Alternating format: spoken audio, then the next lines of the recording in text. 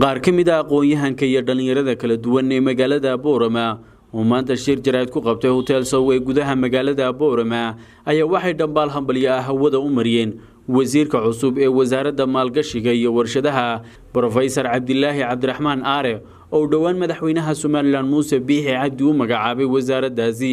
marka hore waxaan hambalyo uga dirayaa iyo bogaadin madaxweynaha Jamhuuriyadda Soomaaliland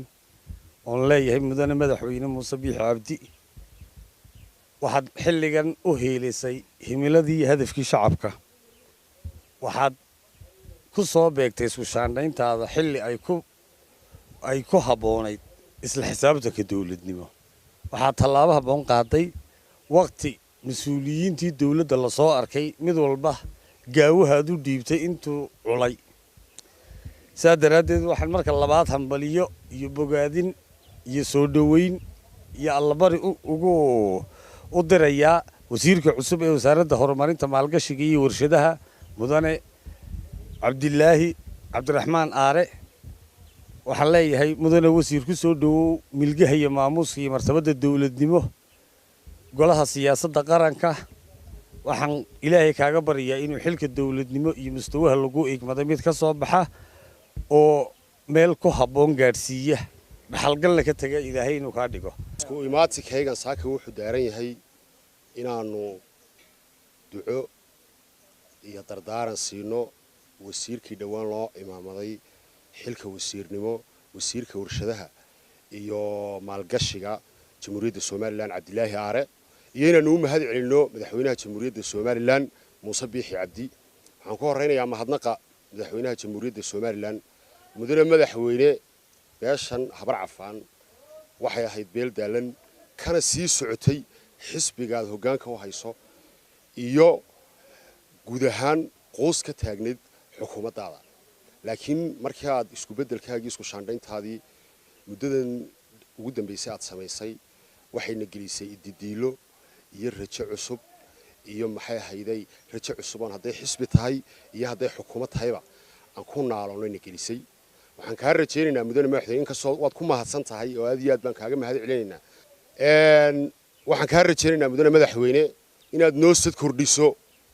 oo wixii bulshadani iyo beeshan ay ku gashatay abaalkeedii aad noo soo celiso noo sad kordhiso oo wasiir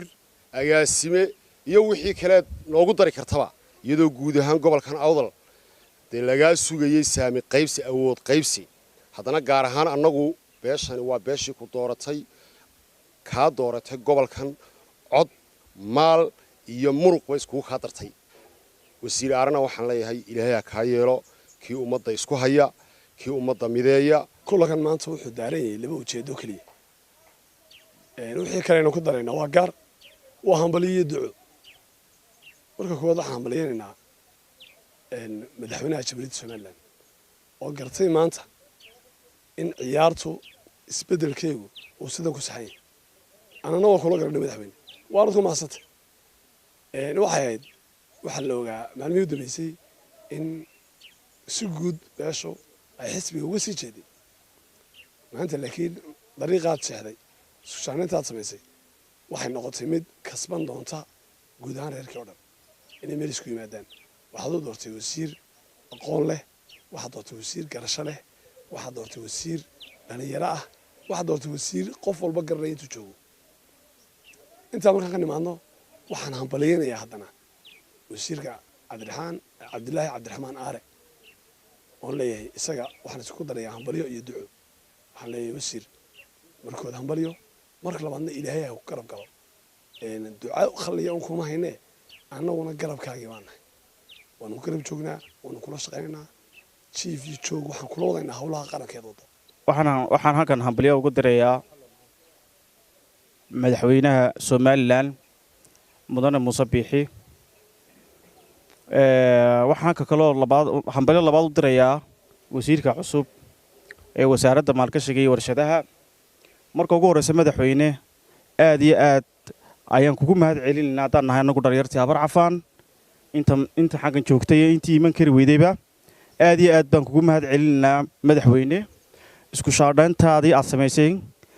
waan kugu mahad celinaynaa dadka intooda badan ee xilkasnimada iyo qadiyadda iyo wadaniyadda iyo daljacayl iyo daltabtooyadu ay ku dhan tahay inta badan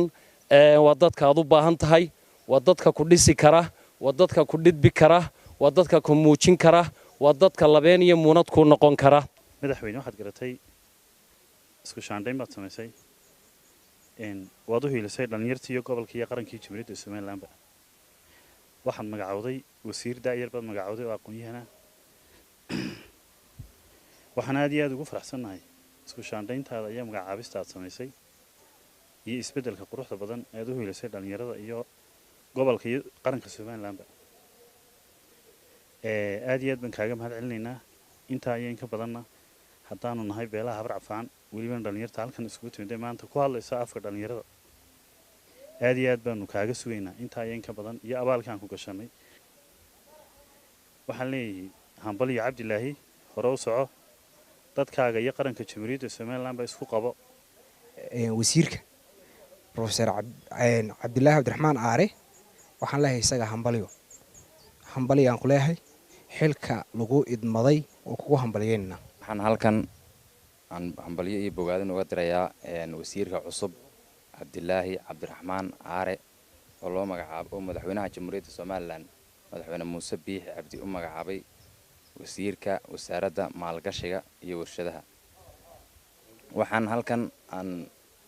madaxweynaha uga hambalyeynayaa sida sharafta leh ee uu noogu soo magacaabay wasiirkaas milgaha iyo karaamada leh wasiir Cabdilaahi Cabdiraxmaan Aare